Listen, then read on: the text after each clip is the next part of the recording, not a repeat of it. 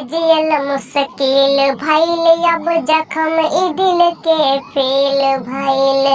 हो दुनिया में जियल मुश्किल भइल, अब जख्म ई दिल के फील भइल। हो बर्बाद करके जिएलू आराम से, बदनाम भइल बिल्ली तोहरे नाम से। हो बर्बाद करके जिएलू आराम से, बदनाम भइल बिल्ली तोहरे नाम से। डेगे डेगे काट बोआइल, नामुमकिन बा पाँव धइल।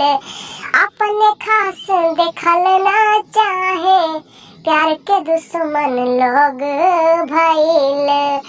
डेगे डेगे काट बोआइल, नामुमकिन बा पाँव धइल। अपने खास देखल ना चाहे, प्यार के दुश्मन लोग भइल।